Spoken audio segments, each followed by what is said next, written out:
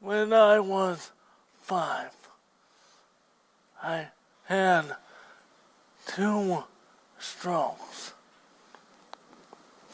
They were so severe, doctors had to remove 70% of my cerebellum. That's the part of the brain that controls balance, posture, and speech.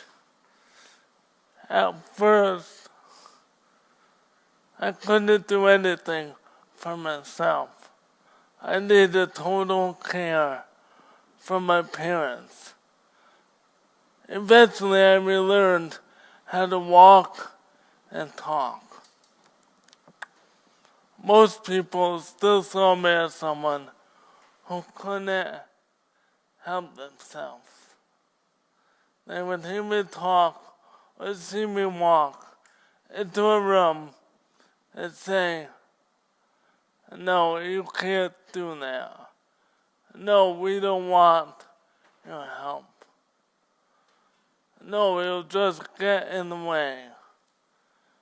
I heard this so many times that I started to believe it. Nobody wants me around. I'm a burden. In middle school, I found a way to deal with all those feelings. I hung out in the weight room at school, lifting weights. That's when I was paired up with a senior named Tim.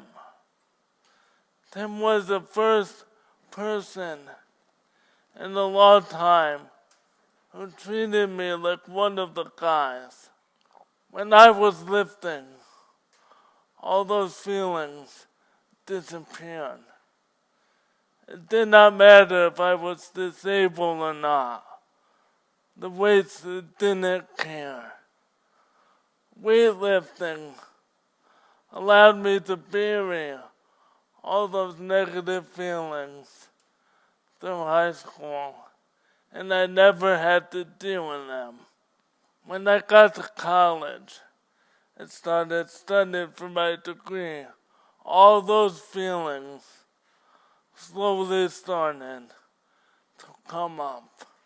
It eventually got to be too much for me.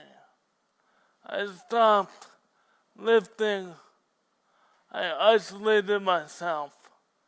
I even had thoughts of suicide. Those old ideas were back. No one wants to deal with me. I'm just a burden. Around that time, I rediscovered another passion: wildlife. I've always loved animals, starting with my Rottweiler Red when I was a little boy.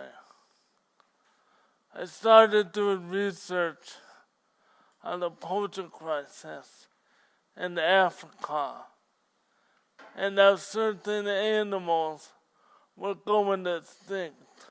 I felt like these animals were being treated the same way I felt. No one wanted them around. They were all alone, and they were being ignored by most people. I decided to spend my life saving these animals. For my 24th birthday, my parents gave me the best present I could ever ask for: a 3-week trip to Africa. This trip confirmed my life's purpose, and gave me a new view on people. The volunteers at the sanctuary treated me like any other volunteer.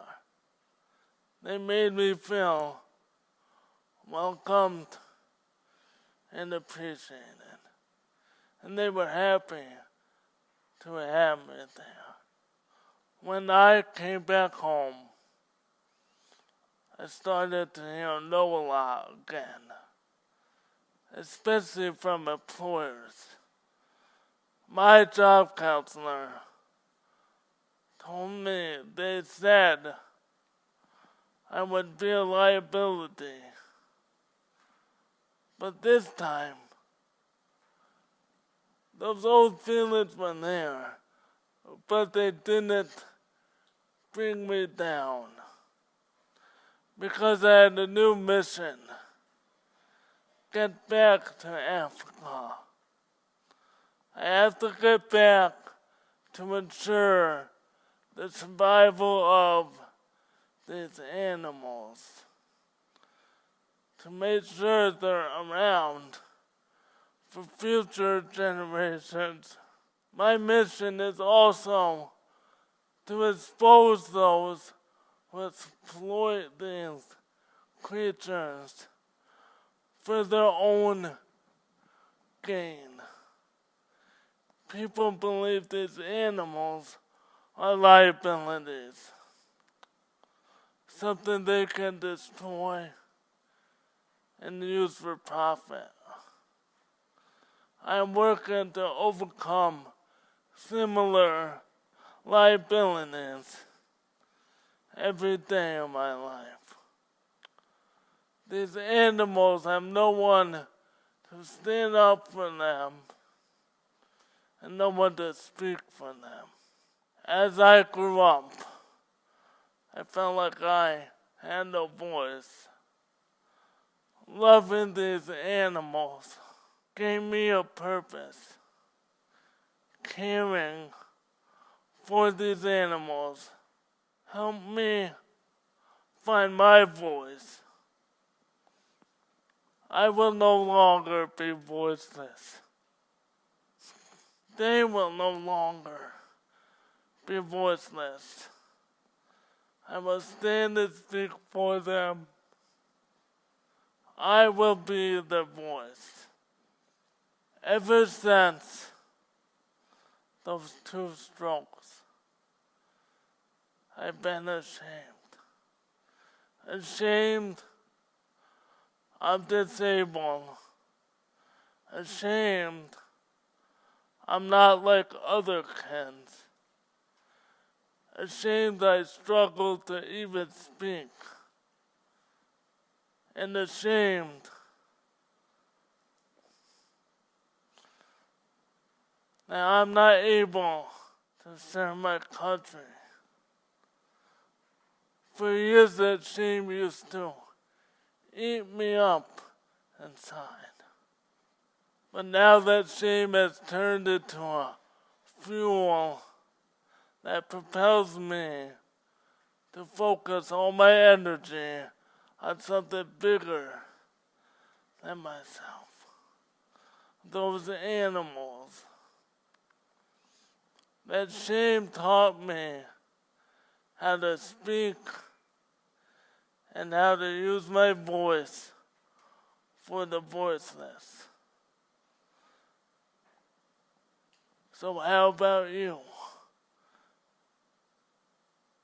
When someone calls you a liability, or if they say you can't do something,